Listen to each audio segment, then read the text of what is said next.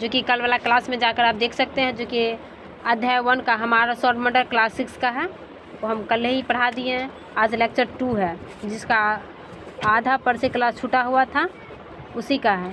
तो अब आप लोग बच्चों बताइए कि आप लोग जो भी प्रश्न पढ़ा है वो पढ़ के आए हैं जी। तो आप प्रश्न का जवाब दे सकते हैं ना? जी।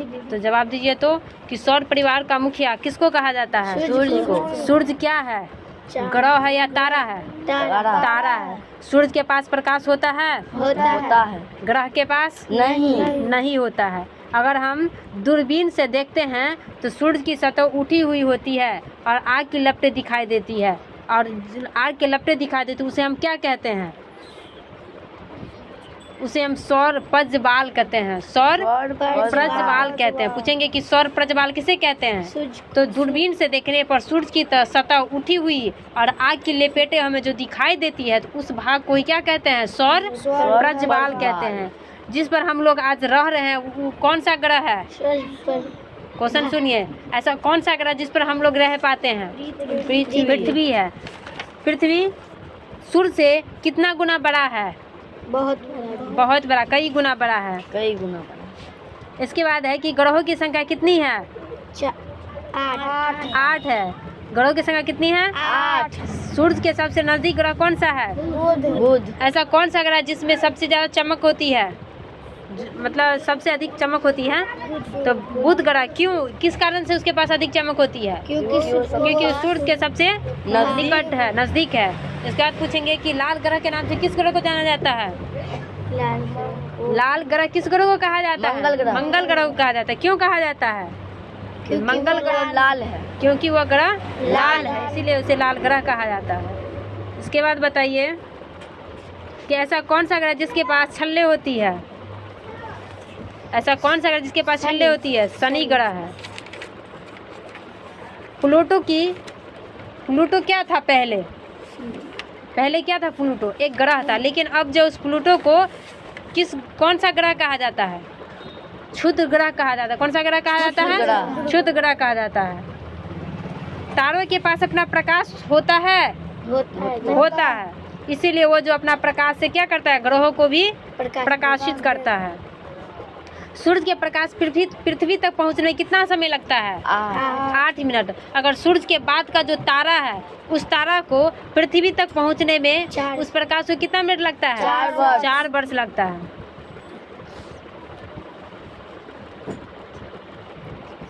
ऐसा कौन सा ग्रह जिस पर हम लोगों का जीवन पाया जाता है? पृथ्वी है। कहाँ से देखने पर पृथ्वी जो है नीला दिखाई देता है? अंतरिक्ष से। कहाँ से? अंतरिक्ष से। पृथ्वी के कितने प्रतिशत भाग पर जल पाया जाता है और कितने प्रतिशत भाग पे जो कि भूमि पाया जाता है? तो 71% भाग पे जल पाया जाता है और 29% भाग पे क्या होता है? स्थल पाया जाता है। जल से गिरा हुआ भाग कितना है? 29% है, और पृथ्वी जो है 71% है। वह है कि पृथ्वी पर कितना प्रतिशत भाग है जो कि जल से गिरा है, कितना प्रतिशत भाग है जो कि स्थल है? तो जल से घिरा हुआ भाग 29% है और 71% भाग जो कि स्थल है। अब हम सारा प्रश्न पीछे वाला दोहरा लिए हैं। अब यहाँ से देखिए नया क्वेश्चन है, उसी चैप्टर का है, आधा से जो हम कल छोड़ दिए थे वहाँ से ले रहे हैं। यहाँ पर है टॉपिक उपग्रहों की सैर है। क्या है टॉपिक? उपग्रहों की सैर। अब पढ़िए कि उद्घोषण ने बताया ग्रहों के अलावा सौर परिवार में उपग्रह भी होते हैं। सही बात है कि सौर परिवार में सिर्फ सूर्य तो नहीं होगा, सिर्फ ग्रह तो नहीं होगा। इसका मतलब है कि सौर परिवार में जो है सूर्य ग्रहों के अलावा क्या होते हैं? उपग्रह भी होते हैं। क्या होते हैं? उपग्रह भी होते हैं। सूर्य तो होता ही है सौर परिवार में। जैसे कि देखिए हम लोगों का परिवार है, तो हम पूछेंगे आप लोगों का परिवार में कौन कौन होता है? तो कौन कौन होता है? मम्मी पापा, दादा दादी, चाचा चाची, सब, अब हम भाई बहन सब मिला के परिवार होता है। तो उसी प्रकार जो है सौर मंडल का भी एक परिवार है। तो क्या हुआ अकेले सूर्य मिलकर परिवार बन गया? या ग्रह मिलकर परिवार बन गया? नहीं ना बना। इसके लिए इसका मतलब क्या है, एक से अधिक आदमी होगा उसमें तभी होगा परिवार। तो वही बात यहाँ पर है कि सौर परिवार में कौन कौन आता है, ग्रह भी आता है, सूर्य भी आता है और उपग्रह भी आता है। इसके अलावा और भी है जो कि हम आगे पढ़ेंगे। अभी इतना याद रखें कि सौर परिवार में कौन कौन आता है, सूर्य, ग्रह, उपग्रह। कौन कौन आता है, सूर्य, ग्रह, उपग्रह। ये 3 चीज़ आते हैं जो कि सौर परिवार में और भी आएगा। अब है कि गोलाकार छत पर सभी ग्रह उभर गए। कुछ ग्रहों के इर्द गिर्द कुछ गोले पिंड घूमते नजर आ रहे हैं। पृथ्वी के चारों ओर भी एक पिंड घूम रहा है। ध्यान से देखिए, एक आवाज़ गूंज रही कि चांद। चांद का मतलब क्या होता है, चंद्रमा होता है। चांद को ही क्या कहा जाता है, चंद्रमा कहा जाता है। यह पृथ्वी का एकमात्र क्या है, उपग्रह है। पूछेंगे कि पृथ्वी के कितने उपग्रह होते हैं, तो एक उपग्रह होते हैं। पृथ्वी के कितने उपग्रह होते हैं, एक उपग्रह होते हैं। और पृथ्वी के जो एक उपग्रह हैं, पृथ्वी के कितने उपग्रह हैं, एक उपग्रह है। पृथ्वी कितने उपग्रह हैं, एक हैं। पृथ्वी को जो एक उपग्रह है उसका क्या नाम है, तो चंद्रमा नाम है। क्या नाम है, चंद्रमा। और चंद्रमा को ही हम चांद के नाम से भी जानते हैं। चंद्रमा को ही किस नाम से जानते हैं, चांद के नाम से। अगर क्वेश्चन में दे दे कि पृथ्वी का एकमात्र उपग्रह कौन सा, चांद दे दे, सूर्य दे दे, तो क्या मारेंगे आप, चांद मारेंगे, क्योंकि चांद को ही क्या कहा जाता है, चंद्रमा कहा जाता है। चंद्र को ही क्या कहा जाता है, चंद्रमा। और पृथ्वी का एकमात्र उपग्रह कितना है, चंद्रमा। और कितने उपग्रह की संख्या है, एक है। पृथ्वी के पूछेंगे कितने उपग्रह हैं, एक है। उसका क्या नाम है, चंद्रमा। समझ में आया। अब है चंद्रमा पृथ्वी के बहुत नज़दीक होने के कारण इतना बड़ा दिखाई देता है कि चंद्रमा का प्रकाश पृथ्वी तक लगभग 1.25 सेकेंड में पहुँच जाता है। पहले हम क्या पढ़े थे पीछे कि सूर्य का प्रकाश 8 मिनट में पहुंचता है और सूर्य के बाद जो तारा उसका प्रकाश पृथ्वी पर 4 वर्ष में पहुंचता है। अब यहाँ पर प्रश्न है कि चंद्रमा का जो प्रकाश है वो पृथ्वी पर कितने सेकंड में पहुंचता है, तो 1.25 सेकेंड में पहुंचता है। कितने सेकंड में, 1.25 सेकेंड में पहुंचता है। चंद्रमा का जो प्रकाश है वह पृथ्वी पर, किस पे, पृथ्वी पर कितने सेकंड में पहुंचता है, तो 1.25 सेकेंड में पहुंचता है। तो अब बताइए कि चंद्रमा का जो प्रकाश है वो पृथ्वी पर कितना सेकेंड में पहुंचता है, 1.25 सेकेंड में पहुंचता है। और चंद्रमा पृथ्वी का एकमात्र परिक्रमा 27 दिन 8 घंटे में कर लेता है। पूछेंगे कि चंद्रमा जो है, चंद्रमा वो पृथ्वी की एक परिक्रमा क्या करता है, एक परिक्रमा करता है। वह परिक्रमा कितने दिन में पूरी करता है, तो 27 दिन, बोलो सभी लोग, 27 दिन 8 घंटे में पूरी करता है। कितने दिन पूरी करता है, 27 दिन 8 घंटे में, 27 दिन 8 घंटे में पूरी करता है। चंद्रमा जो है पृथ्वी की, चंद्रमा किसको परिक्रमा कर रहा है, पृथ्वी की। चंद्रमा किसको परिक्रमा कर रहा है, पृथ्वी की। कितने दिन में पूरा करता है, 27 दिन 8 घंटे में। कितने दिन में, 27 दिन 8 घंटे में। तो अब बताएं कि चंद्रमा जो है पृथ्वी के एक परिक्रमा कितने दिन में पूरा करता है, 27 दिन 8 घंटे में। कितने दिनों में, 8 एनर्जी लेके बोलिए, थोड़ा ऐसे सुस्त करके नहीं बोलना है, एनर्जी लेके बोलिए। चंद्रमा जो है किसकी परिक्रमा करता है, पृथ्वी की करता है। किसका करता है, पृथ्वी। कितने दिन में पूरा करता है, 8 घंटे। तो अब पूछेंगे कोई कि चंद्रमा जो है पृथ्वी की एक परिक्रमा कितने दिन में पूरा करता है, 27 दिन 8 घंटे। बता देंगे ना।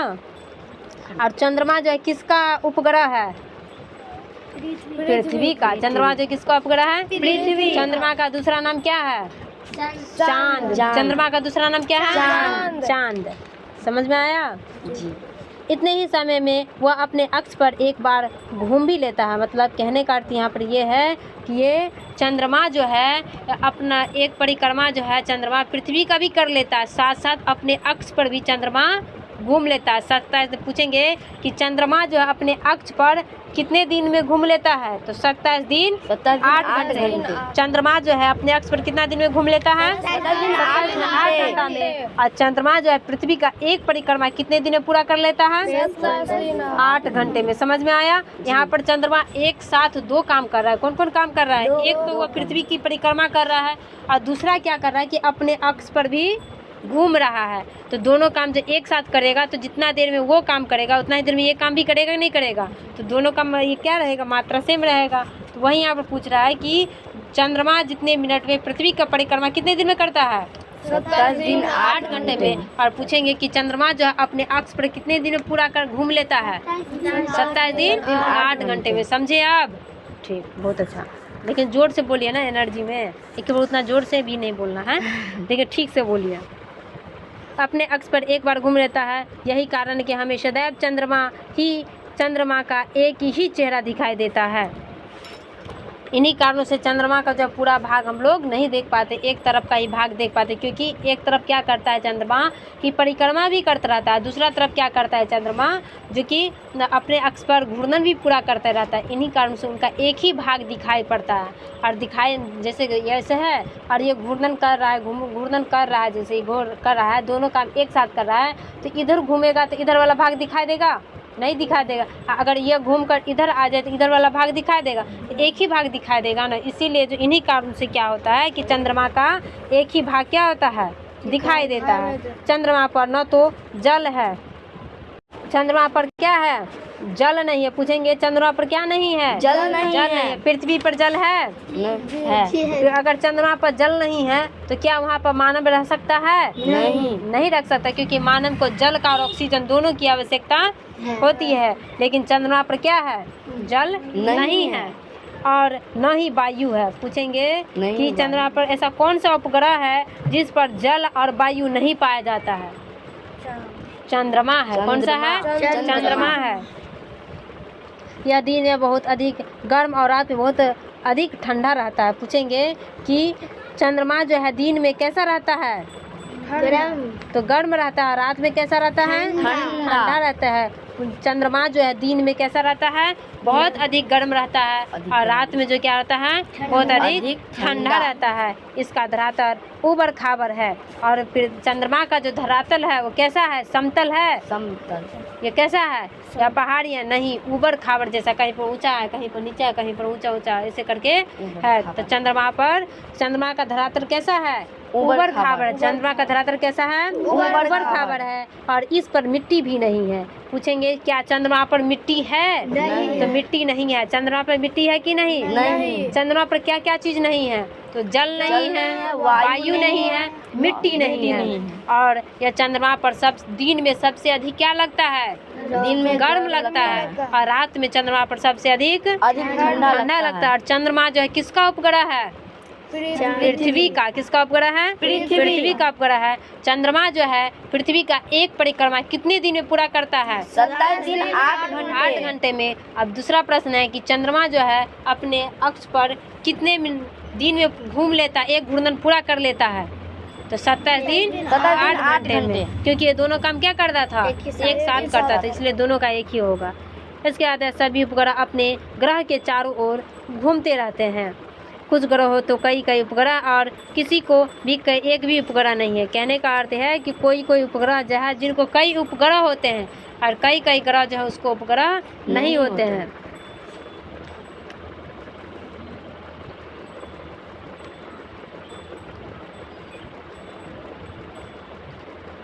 उपग्रह नहीं होते हैं, कुछ ग्रह तो हो गया है। इसके बाद है कि बृहस्पति ग्रहों की संख्या कितनी है? बृहस्पति पहले ग्रह आता है कि पहले उपग्रह आता है? पहले ग्रह, इसके बाद उपग्रह आता है। इसलिए ऊपर मतलब क्या आता है? ऊपर। देखिए ये हुआ, यहाँ पर सूर्य हो गया, इसके बाद ग्रह हो गया, इसके बाद उपग्रह हो गया। इस सूर्य बीच में है, तो सबसे अंदर क्या है? सूर्य है। इसके बाद ग्रह है, इसके बाद उपग्रह है ना? तो वही यहाँ पर बोल रहा है कि पहले हमें पृथ्वी की याद करना है। पृथ्वी के पास कितने उपग्रह हैं? पृथ्वी के पास कितने उपग्रह हैं? उसका क्या नाम है? चंद्रमा नाम है। अब है बृहस्पति, ग्रह भी था, कल ही हम पढ़े कि बृहस्पति क्या है? ग्रह है। और बृहस्पति के कितने उपग्रह हैं? 63 उपग्रह हैं। कितने हैं? 63 उपग्रह हैं। और शनि के कितने उपग्रह हैं? 62 है। शनि ग्रह के कितने उपग्रह हैं? 62 है। और शनि ग्रह ही एक ऐसा ग्रह जिसके चारों ओर छल्ले पाए जाते हैं। बुध और शुक्र का कोई उपग्रह नहीं होता है। अब यहाँ पर एक और प्रश्न है कि ऐसा कौन सा उपग्रह है जिसके पास कोई भी उपग्रह नहीं पाया जाता है? शनि। तो बुध और शुक्र है। कौन सा है? बुध और शुक्र है। कौन सा उपग्रह है? पूछेंगे कि ऐसा कौन सा उपग्रह है जिसके, ऐसा कौन सा ग्रह है ऐसा कौन सा ग्रह है जिसके पास एक भी उपग्रह नहीं पाया जाता है? तो बुध और शुक्र है। फिर से बताइए कि ऐसा कौन सा उपग्रह है जिसके पास एक भी उपग्रह नहीं पाया जाता है? बुध और शुक्र है। तो देखो इसको ट्रिक पर कैसे याद रखें, इसका याद रखो बैसु। कोई जो आदमी आएगा मेरे दरवाजा पर, हम लोग क्या बोलते हैं? बैसु बोलते हैं कि नहीं बोलते हैं? बैसु। तो ब से क्या हो गया? बुध हो गया। ब से क्या हो गया? बुध। और सु से क्या हो गया? शुक्र हो गया। क्या हो गया? देखो उसको हम बैठने के लिए क्या हाल बोलेंगे? क्या कहा लगे? वो अपने घर से जो आएगा, आप लोग जो आए तो कुछ लेके आए हैं बैठने के लिए? नहीं ना आए हैं, खाली हाथे आए, तो आप लोग को हम बैठने के लिए कुछ देंगे कि नहीं देंगे? तो आप लोगों को क्या बोलेंगे? बैसु। तो ब से क्या हो गया? बुध। और सु से क्या हो गया? शुक्र। तो आप बताइए कि ऐसा कौन सा ग्रह है जिसके पास एक भी उपग्रह नहीं है? बुध और शुक्र। याद हो गया? इसका ट्रिक क्या था? बैसु। क्या था? बैसु। और बृहस्पति ग्रह के पास कितने उपग्रह हैं? 63। शनि ग्रह के पास कितने उपग्रह हैं? 62। पृथ्वी ग्रह के पास कितने उपग्रह हैं? 1। अब याद रहेगा ना कि पृथ्वी के पास कितने उपग्रह हैं? पृथ्वी क्या गो है? एगो। इसलिए उसका याद भी रहे, ट्रिक याद रखो कि पृथ्वी एक है, इसलिए उसका उपग्रह भी क्या गो रहेगा? एक गो रहेगा। याद रहेगा ना? अब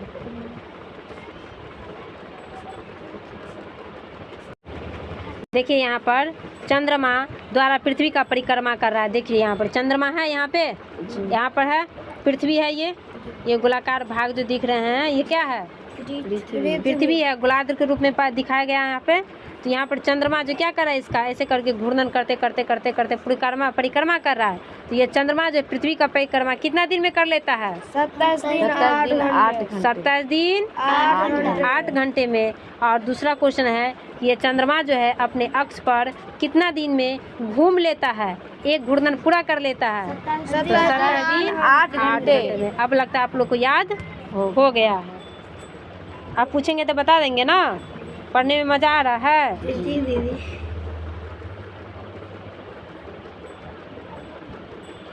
अब इसी के साथ घोषणा ने सभी दर्शकों को तारामंडल पहुंचकर सौर परिवार की वैज्ञानिक जानकारी प्राप्त करने के लिए धन्यवाद दिया और वहां की सभी खगोलीय घटनाएं वैज्ञानिक दृष्टि से समझा जानना चाहिए, न कि परंपरागत अंधविश्वासों से सुख की समाप्त हुआ। सभी लोग बाहर निकल गए।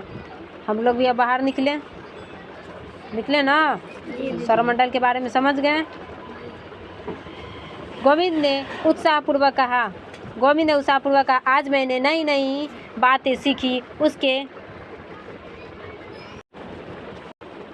सौर परिवार में तारों, ग्रहों एवं उपग्रहों के अतिरिक्त बहुत सारे छोटे छोटे पिंड भी सूर्य के चक्कर लगाते। पहले हम पीछे कितने बताए थे कि सौर परिवार में क्या क्या आता है? सूर्य आता है, ग्रह आता है, उपग्रह आता है। ये 3 चीज तो हम पीछे देखे थे। लेकिन अब हम सौर परिवार में क्या बताए थे कि दादा दादी, माँ पापा, भाई बहन, चाचा चाची सब आता है ना? इतने लोग पुर गया सौर परिवार में? नहीं ना पूरा है, अभी 3 लोग पूरा है।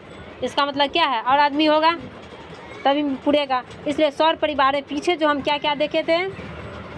सूर्य देखे थे, मतलब तारा देखे थे, ग्रह देखे थे, उपग्रह देखे थे। लेकिन यह तीनों के अलावा कई बहुत सारे छोटे छोटे पिंड भी पाए जाते हैं जो कि सूर्य के चक्कर लगाते हैं। और छोटे छोटे पिंड जिसे क्षुद्र ग्रह कहा जाता है। ये छोटे छोटे पिंड जो मतलब ग्रह उपग्रह के मतलब उसके बाद जो छोटा छोटा कण होता है ना, उसको किस नाम से, जो बहुत कम दिखाई पड़ता है, उसको किस नाम से जाना जाता है? क्षुद्र ग्रह के नाम से जाना जाता है। किस नाम से? क्षुद्र ग्रह के नाम से जाना जाता है। और ये मंगल एवं बृहस्पति ग्रहों के बीच देखे जाते हैं। पूछेंगे कि मंगल क्षुद्र ग्रह जो है किस किस के बीच देखे जाते हैं?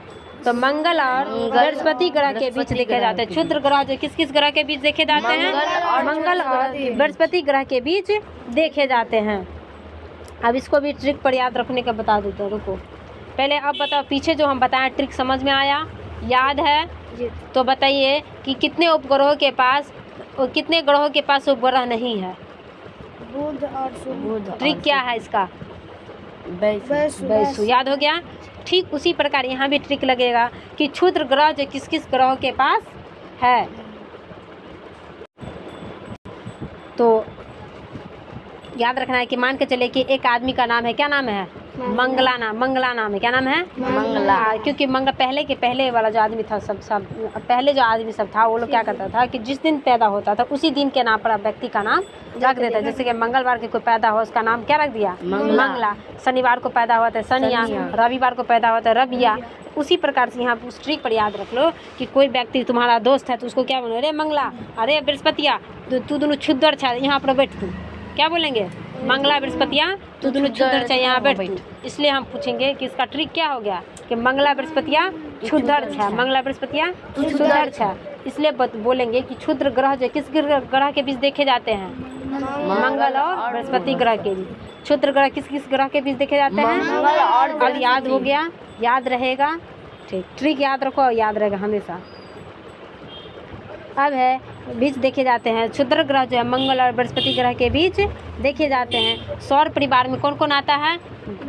तारा आते हैं जो कि सूर्य भी आते हैं, ग्रह उपग्रह और छोटे छोटे पिंड आते हैं जिसे क्षुद्र ग्रह कहा जाता है, यानी कि क्षुद्र ग्रह भी आते हैं। खगोलविदों का मानना है कि यह ग्रह ही टूटे हुए भाग है जो कि आकाश में इधर उधर घूमते रहते हैं। सबसे बड़ा क्षुद्र है। क्या लिख दिया कुछ समझ नहीं आया।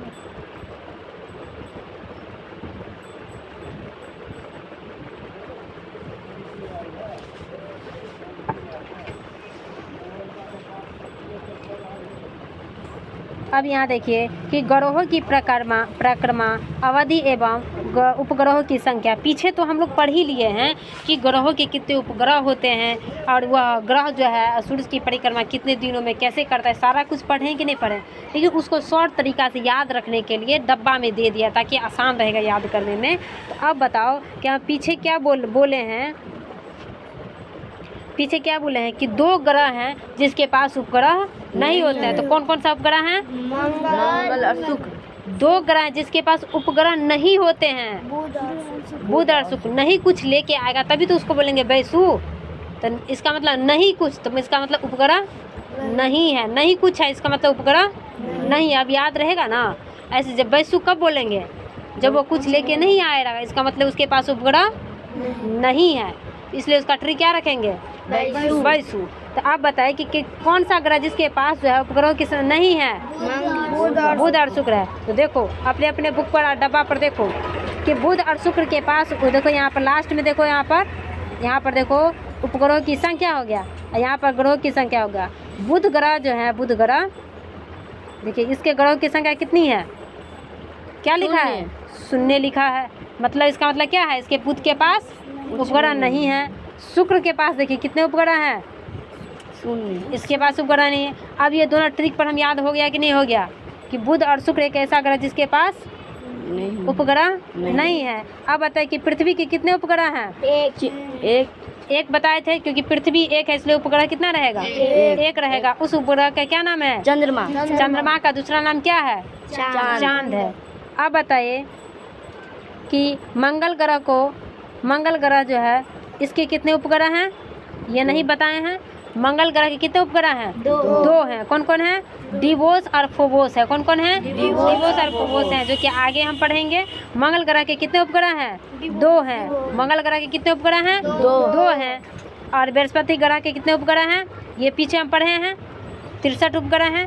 बृहस्पति ग्रह के कितने उपग्रह हैं? 63। और शनि ग्रह के कितने उपग्रह हैं? 62। शनि ग्रह के कितने उपग्रह हैं? 62 हैं। अब है यूरेनस। अरुण का कल हम पढ़ाए थे कि अरुण को ही अंग्रेजी में क्या कहते हैं? यूरेनस कहते हैं। अरुण को ही अंग्रेजी में क्या कहते हैं? यूरेनस कहते हैं। और वरुण को ही अंग्रेजी में क्या कहते हैं? नेपच्यून कहते हैं। वरुण को क्या कहेंगे? नेपच्यून को। देखो वरुण को जो मारेंगे ना तो हमेशा नेपे चुआता रहेगा। वरुण को जो मारेंगे क्या करेंगे? इधर उधर घूमता जो रहता है वरुण है ना, इधर उधर बड़ा घूमते रहता है। इसको मारेंगे तो वरुण क्या करेगा? हमेशा नेप चुआते रहेगा। इसलिए वरुण को जो अंग्रेजी में क्या कहते हैं? नेपच्यून कहते हैं। याद रहेगा ना। अब वरुण को जो अंग्रेजी में क्या कहते हैं? नेपच्यून। अरुण को क्या कहते हैं? यूरेनस कहते हैं। अरुण को क्या कहते हैं? यूरेनस कहते हैं। अब बताओ कि अरुण के उपग्रह कितने हैं? 27 उपग्रह हैं। अरुण को जाए कितने उपग्रह हैं? 27 है। और वरुण को कितने उपग्रह हैं? 13। वरुण के कितने उपग्रह हैं? 13। ऐसे याद रखो। अरुण जो है, अरुण अपने गांव में है एक आदमी, नहीं पहचानता होगा, ऐसे याद रखो अपने गांव में है एक आदमी। अरुण जो है आज कितना साल हो गया उसका? 27 साल हो गया, अभी तक शादी नहीं हुआ, इसलिए अरुण को जो है कितने उपग्रह हैं? हाँ, इसलिए अरुण को जो कितने उपग्रह हैं? 27। अरुण के कितने उपग्रह हैं? 27। और वरुण के कितने उपग्रह हैं? 13। वरुण के कितने उपग्रह हैं? 13। मंगल के कितने उपग्रह हैं? 2। मंगल के कितने उपग्रह हैं? 2। बृहस्पति के कितने उपग्रह हैं? 63। शनि के कितने उपग्रह हैं? 62। बुध के कितने उपग्रह हैं? बुध के कितने उपग्रह हैं? 0। और शुक्र के 0। पृथ्वी के अब याद हुआ? पूछेंगे तो हो जाएगा। ठीक, इसको फिर से घर पे एक बार याद कर लेना, इसे याद हो ही गया होगा। अब है कभी कभी आकाश के टूटकर गिरते हुए तारे दिखाई देते हैं। ये तारे नहीं होते हैं बल्कि पत्थर के छोटे छोटे टुकड़े होते हैं जो कि सूर्य के चारों ओर चक्कर लगाने वाले पिंडों से टूटकर गिरते हैं। उसे उल्का पिंड कहा जाता है। सूर्य के चारों ओर कौन कौन मतलब चक्कर लगाता है? ग्रह लगाता है, उपग्रह लगाता है, क्षुद्र ग्रह लगाता है। लेकिन उसके अलावे एक उल्का पिंड भी जो है वो भी चक्कर लगाता है। जैसे कि सूर्य के चारों ओर चक्कर लगाने वाले पिंडों से टूटकर, मतलब वो सब जो चक्कर लगाते रहते हैं, जैसे कि ये सूर्य हुआ, ये क्या हुआ? ग्रह हुआ, इसके बाद उपग्रह हुआ, इसके बाद क्षुद्र ग्रह हुआ, और ये सब जो चक्कर लगाता है, तो ये सब चक्कर लगाते समय तो घर्षण होगा ही, एक दूसरे को सटेगा। सटते सटते क्या होता है, तो टुकड़ा से छोटे छोटे टुकड़ा में ऐसे ऐसे गिरता है। तो वो सब जो गिरता है छोटे छोटे टुकड़ा में, इस टुकड़ा को क्या कहते हैं? उल्का पिंड कहते हैं। क्या कहते हैं? उल्का पिंड कहते हैं। क्या कहते हैं? वही कह रहा है यहाँ पे कि सूर्य के चारों ओर, किसके चारों ओर? सूर्य के चारों ओर चक्कर लगाने वाले पिंडों से टूट कर गिरते हैं, उन्हें क्या कहा जाता है? उल्का पिंड कहा जाता है। पूछेंगे कि उल्का पिंड किसे कहा जाता है, तो हम ऐसे बोलेंगे कि सूर्य के चारों ओर जो चक्कर लगाने वाले जो छोटे छोटे पिंड हैं, उससे जो गिरता है छोटा छोटा टुकड़ा टूट कर गिरता है, उसको क्या कहेंगे? उल्का पिंड कहेंगे। क्या कहेंगे? उल्का पिंड कहेंगे। ऐसे भी प्रश्न आएगा, उल्का पिंड का निर्माण कैसे होता है? तो क्या बताइएगा आप कि सूर्य के चारों ओर जो ग्रह, उपग्रह, क्षुद्र ग्रह सब जो चक्कर लगाता है, उसे उस पिंडों सब जो छोटे छोटे टुकड़ा गिरता है टूट कर, उसको ही हम क्या कहते हैं? उल्का पिंड कहते हैं। टूटकर गिरने की प्रक्रिया में वायु के साथ घर्षण के कारण ये गर्म होकर जल जाते हैं। और ये उल्का पिंड क्या होता है? घर्षण, हम बोले ना घर्षण के कारण गिरता है, तो घर्षण के कारण क्या होता है? अगर पत्थर को पत्थर के ऐसे से पीटेंगे तो उसमें चिंगारी निकलता है कि नहीं निकलता है? तो वही है कि चिंगारी टूटकर गिरने की प्रक्रिया के साथ घर्षण के कारण गर्म होकर जल जाते हैं। अपने आप में क्या होता है? जल जाता है, जिससे प्रकाश उत्पन्न होता है। जलने के कारण क्या होता है? प्रकाश। कई उल्का पिंड पूरी तरह से जलने बिना पृथ्वी पर गिर जाते। कभी कभी सुना होगा कि आज उपग्रह जो है गिरने वाला है, सुनता है कि नहीं सुनता है? आज यहाँ पर गिरेगा, समुद्र में गिराएगा, ऐसे वैसे सुना होगा। तो यही उल्का पिंड होते हैं, जो कि कुछ ऐसा उल्का पिंड होता है कि गिरते समय जल कर नष्ट हो जाता है, लेकिन कुछ ऐसा उल्का पिंड मजबूत रहता है जो कि नहीं जल पाता है ऊपर में, तो उसको क्या करता है? गिराया जाता है, या कहीं पर गिर जाता है तो आदमी सब वहाँ पर मारा जाता है, वहीं गिराया जाता है, पृथ्वी पर गिर जाते हैं, जिससे धरातल के गड्ढे बन जाता है, और जहाँ पर वो गिरता है वहाँ पर छेद कर देता है। जैसे यहाँ पर देख रहा है, गड्ढा कर दिया।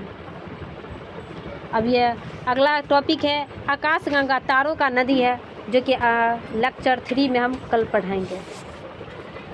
यहाँ तक समझ में आया? पढ़ने में अच्छा लगा जी? ठीक, कल हम पढ़ाएंगे आप लोगों को। इतना पढ़िएगा घर पे, फिर रिपीट करिएगा, फिर कल फिर इसका प्रश्न सारा याद पूछेंगे आप।